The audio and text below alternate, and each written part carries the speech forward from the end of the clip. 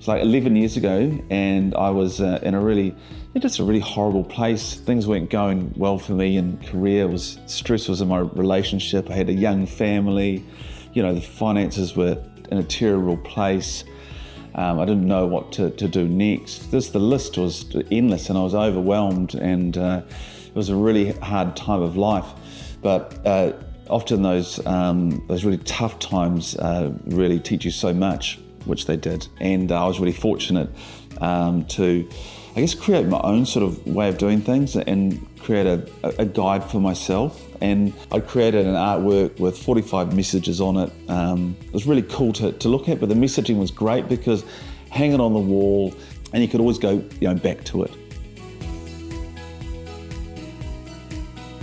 As a coach, I don't need to fix anyone, and I don't need to fix everything. What I just need to be good at, firstly, is just be a good listener. Try to understand what's happening to that person, because once you can understand what's happening, then you can help them take an action. Everyone has mental health. So you're either in great mental health or your mental health is really suffering. So we all therefore have a level of mental fitness. When you're fit, you can do more stuff. I realise though that everyone arrives at different places and stages at different times. Nothing's set in stone, and neither should it be. There's no right answer. But I think with that understanding generally comes a great ability to take action. So I kind of get people to focus on, what do you need to feel your best?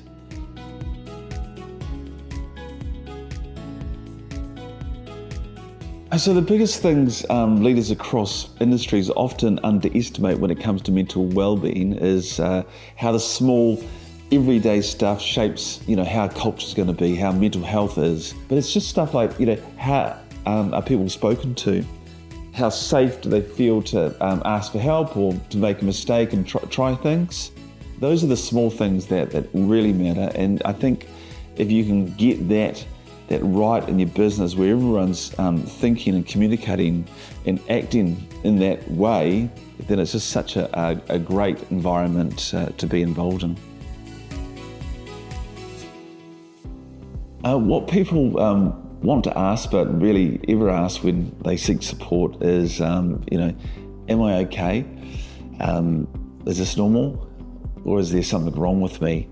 And so I reckon, firstly, if you can say, hey, definitely you're more than okay, and they're absolutely totally normal. Because if you don't hear that, you think, oh God, does other people go through things like, I'm going through, is it just me? Well, it's pretty common. Resilience is that ability, and the more resilient you are, is that the more able you are to connect with those things that you've used to overcome other challenges. And so the more challenges that you've overcome, the more resilient you've had to be. But generally, you're able to bounce back a lot quicker because you understand what it takes to be resilient. And I think that's a fantastic understanding to have, what we're capable of achieving, put under enough pressure in a circumstance of what we can actually achieve.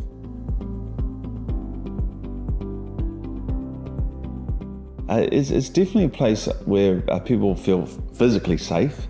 But I think a thing that we struggle with a lot is it psychologically safe? Because when people feel safe, they feel more inclined to share how they're feeling. They feel more open to be creative or make mistakes.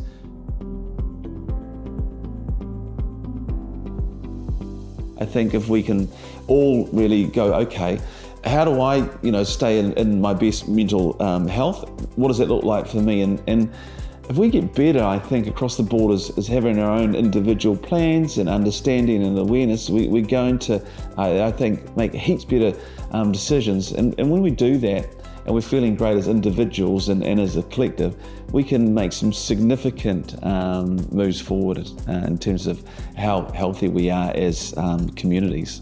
And that's obviously the goal.